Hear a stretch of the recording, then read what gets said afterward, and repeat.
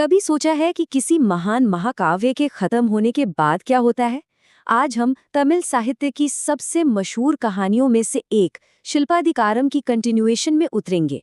ये कहानी है मणिमेकलाई की, जो हमें त्याग, सेवा और ज्ञान की एक नई यात्रा पर ले जाती है।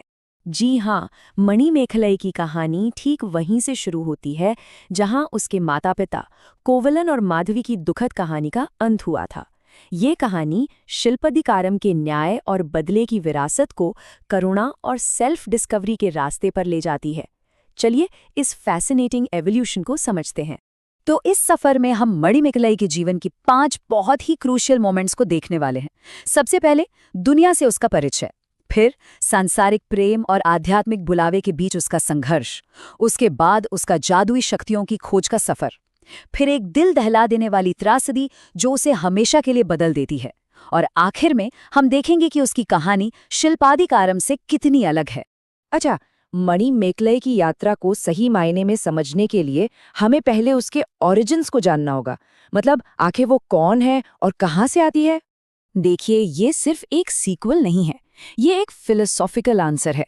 जहां शिल्पाधिकारम गुस्से और बदले के जरिए न्याय की बात करता है, वहीं मणिमेखलाई, जिसे सीतलई सतनार ने लिखा, हमें एक बिल्कुल अलग रास्ता दिखाता है कि दुनिया के दुखों का जवाब बौद्ध करुणा और वैराग्य से देना चाहिए। यहीं से तो सब कुछ शुरू होता है। मणिमेखलाई शिल्पाधिकारम के ट्रैजिक हीरो कोवलन और गुणी नर्तकी माधवी की बेटी है। मतलब उसका वंश उसे जन्म से ही कला, त्रासदी और आध्यात्मिकता के चौराहे पर खड़ा कर देता है। कोवलन की दर्दनाक मौत से टूट चुकी माधवी में एक बहुत गहरा बदलाव आता है। वो दुनिया के सुख और जुनून को एक ऐसे जाल के रूप में देखने लगती है जो सिर्फ दुख की ओर ले जाता है, और अपनी बेटी को इसी तरह के भाग्य से बचाने के लिए वो उसे बचपन से ही त्याग और आध्यात्मिकता के मार्ग पर ले जाती है। लेकिन आध्यात्मिक मार्ग पर शायद ही कभी कोई बाधा ना आए। मणिमेखलाई की पहली बड़ी चुनौती एक यूनिवर्सल कॉन्फ्लिक्ट के रूप में सामने आती है, सांसारिक प्रेम बनाम आध्यात्मिक भक्ति। तो होता यह है कि चोल राजकुमार उदय कुमारन मणिमेखलाई की सुंदरता पर मोहित हो जाता है और उसे अपना बनाने की जिद करता है। इससे एक ड्रामेटिक टेंशन पैदा होता है। सोचिए, एक तरफ एक राजकुमार की ताकत और जुनून, और दूसरी तरफ एक ऊंचे मकसद को समर्पित एक युवा लड़की की खामोश प्रतिज्ञा। यही उसकी जिंदगी की पहली बड़ी कश्मकश है। और ठीक जब ऐसा लगता है कि मणिमेखलाई फंस गई है, कहानी एक सुपरनैचुरल मोड़ लेती है। यहीं पर उसकी पर्सनल जर्नी डिवाइन शक्तियों से जुड़ जाती है। जब राजकुमार उदय कुमारन लगातार उसका पीछा कर रहा होता है, तो एक दिव्य शक्ति बीच में आती है।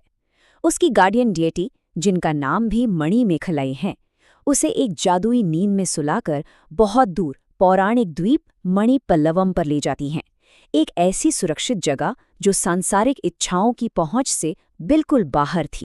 इस द्वीप पर मणिमेखलाई को 3 ऐसे रहस्य पता चलते हैं जो उसकी जिंदगी हमेशा के लिए बदल देते हैं। पहला तो उसके अतीत से जुड़ा है। उसे पता चलता है कि पिछले जन्म में वो और राजकुमार उदय कुमारन पति पत्नी थे। यहीं से राजकुमार के तीव्र और अटूट आकर्षण की वजह समझ आती है। ये एक कार्मिक कनेक्शन था जिसे उसे पार करना ही होगा। बाकी 2 रहस्य उद्घाटन उसे असाधारण शक्तियां देते हैं जो उसके मिशन को डिफाइन करेंगे। उसे अपनी इच्छा से रूप बदलने की, अदृश्य होने की, और सबसे जरूरी भूख और प्यास पर विजय पाने की शक्ति मिलती है। ये वरदान उसे एक भागती हुई लड़की से डिवाइन परिवर्तन की एक दूत में बदल देते हैं।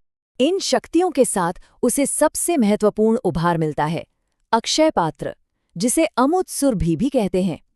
ये सिर्फ कभी न खत्म होने वाला भोजन का कटोरा नहीं है, ये असीम करुणा का एक बहुत शक्तिशाली प्रतीक है। और यही वो साधन है जो उसे अपना असली उद्देश्य पूरा करने में मदद करेगा, दुनिया के दुख को कम करना। दिव्य शक्ति और एक क्लियर पर्पस के साथ मणिमेखलाई दुनिया में वापस आती है।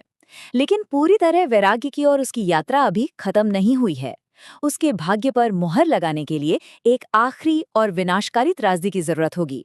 उपहार लौटकर मणिमेखलाई बिना समय बर्बाद किए अपने काम में लग जाती है। वो करुणा की एक शक्ति बन जाती है।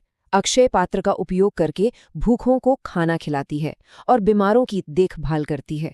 उसका प्रभाव इतना गहरा होता है कि वो शहर की जेलों को मठों में बदल देती है।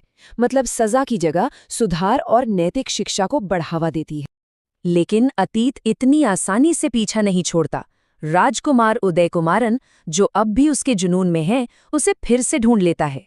बचने के लिए बेताब, मणिमेखले अपनी शक्तियों का उपयोग करके कायचंडिका नाम की एक दूसरी महिला का रूप ले लेती है और यहीं पर त्रासदी होती है। कायचंडिका का पति राजकुमार को उसके पास आते देखकर, जिसे वो अपनी पत्नी समझ रहा था, ईर्ष्या से जल उठता है और गुस्से में आकर राजकुमार की हत्या कर देता है। राजकुमार की मौत, जो इनडायरेक्ट तरीके से इच्छा से बचने की उसकी अपनी कोशिश के कारण हुई, उसे तोड़ देती है, लेकिन अपने दुख के बीच उसे पूरी तरह से क्लैरिटी मिलती है। यह ट्रेजेडी उसे सबसे क्रूर तरीके से दिखाती है कि सांसारिक लगाव और इच्छा केवल हिंसा और पीड़ा की ओर ले जाते हैं। यह घटना उसके संकल्प को और पक्का कर देती है और उसे हर शक से मुक्त कर देती। अब जब उसका रास्ता बिल्कुल साफ हो गया है, मणिमेखले खुद को पूरी तरह से ज्ञान प्राप्ति के लिए समर्पित कर देती है। उसकी इस यूनिक जर्नी को पूरे तरह से समझने के लिए इसकी तुलना उस कहानी से करना जरूरी है जो इससे पहले आई थी, शिल्पाधिकारम। एग्जाम्स के लिए एक प्रो टिप याद रखिएगा, दोनों महाकाव्यों के बीच सबसे फंडामेंटल डिफरेंस उनके फिलोसॉफिकल कोर में है। जहां शिल्पाधिकारम जैन धर्म और उसके कर्म और न्याय के कॉन्सेप्ट से गहराई से प्रभावित है, वहीं मणिमेखलाय पूरी तरह से बौद्ध धर्म की शिक्षाओं के प्रचार के लिए समर्पित एक रचना है। और ये अंतर कहानियों के हर पहलू में झलकता है। शिल्पाधिकारम प्रेम, अन्याय और प्रतिशोध की कहानी है, जिसका अंत एक शहर के विनाश में होता है। दूसरी ओर मणिमेखलाय त्याग और सेवा की कहानी है, जो आध्यात्मिक शांति की ओर ले जाती है। मतलब दो महाकाव्य, एक ही परिवार, लेकिन दुख का सामना कैसे करें, इस पर दो बिल्कुल अलग संदेश। तो इस प्रकार मणिमेखलाय की यात्रा एक पूरा मेटामॉर्फोसिस है, एक नर्तकी की बेटी से एक बौद्ध संत तक, सांसारिक इच्छा की वस्तु होने से लेकर सार्वभौमिक करुणा का प्रतीक बनने तक। उसकी कहानी एक ऊंचे उद्देश्य की खोज में त्याग और सेवा की शक्ति का एक जीता जागता सबूत है। और इस तरह मणिमेखलाय का महाकाव्य हमें एक टाइमलेस सवाल के साथ छोड़ जाता है। क्या एक बड़े लक्ष्य को हासिल करने के लिए अपनी पर्सनल इच्छाओं का त्याग करना जरूरी है?